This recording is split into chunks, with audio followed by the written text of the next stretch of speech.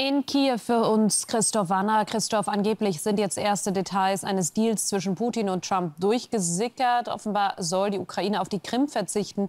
Was würde das bedeuten? Ja, das sind alles noch Gerüchte. Zum Beispiel, dass die USA Putin entgegenkommen könnten und die ukrainische Schwarzmeerhalbinsel als Teil der Russischen Föderation anerkennen könnten. Wir reden über die Krim. Es gibt auch Gerüchte, die besagen, dass die Amerikaner den Russen Odessa überlassen könnten, die wichtige Hafenstadt am Schwarzen Meer, heute unter ukrainischer Kontrolle. Ich denke, das ist alles bisher, man muss es wirklich so sagen, wie es ist, Gerede. Es gibt dafür überhaupt keine Beweise, dass das eintreten wird, dass Trump tatsächlich zu solchen Schritten bereit sein könnte. Ich glaube, man muss einfach jetzt dieses Telefonat abwarten. Es kann im Prinzip jede Minute beginnen. Und es wird sicherlich so sein, dass Trump auf Putin zugehen wird, dass es gewisse Zugeständnisse geben wird.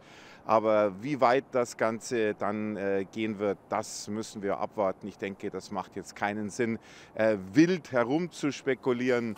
Die Lage für die Ukraine im Vorfeld dieses Gesprächs zwischen Trump und Putin ist natürlich nicht besonders gut. Die Ukrainer haben Angst, dass über ihren Kopf hinweg Entscheidungen getroffen werden, dass sie gezwungen werden, auf Territorium zu verzichten, dass sie gezwungen werden könnten, auch ihre Truppenstärke zu reduzieren und dass sie auch gezwungen werden, neutral zu bleiben und dass eine NATO-Mitgliedschaft nicht mehr in Frage kommt. All das sind große Befürchtungen hier und natürlich ist man da dagegen. Die Frage ist nur, was können die Ukrainer gegen Trump ausrichten? Wie weit kann Selenskyj dem amerikanischen Präsidenten widersprechen, ohne zu riskieren, dass es wieder zu einem Eklat kommt mit den bitteren Konsequenzen dann eventuell für die Ukraine, dass man abgeschnitten wird von Waffenlieferungen, von Geheimdienstinformationen oder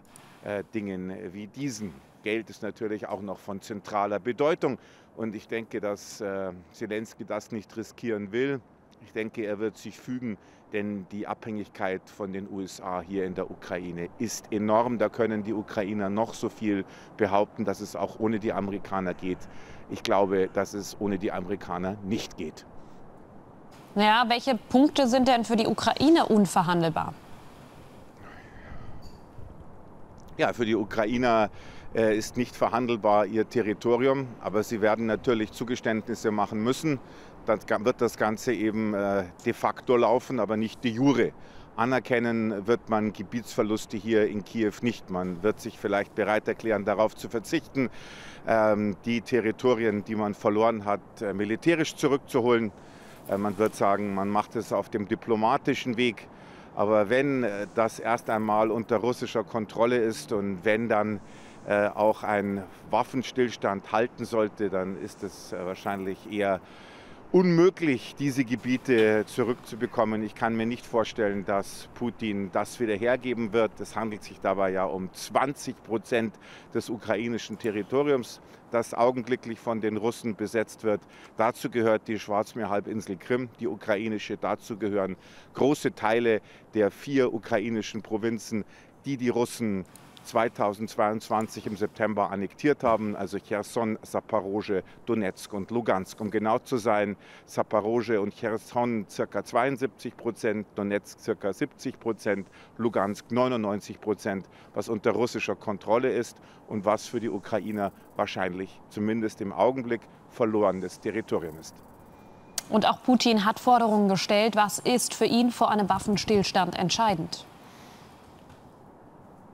Also ich denke, man muss da ganz klar unterscheiden, was Putin jetzt will für einen 30-tägigen Waffenstillstand und was er generell will, wenn er einen Friedensvertrag unterzeichnen soll. Also für den Waffenstillstand hat Putin verlangt, dass keinerlei westliche Waffenlieferungen an die Ukraine mehr getätigt werden dürfen in der Zeit, in der der Waffenstillstand dann eben herrscht. Und Putin hat auch gesagt, dass die Mobilmachung hier auf Eis gelegt werden muss, dass die Truppen nicht trainiert werden dürfen.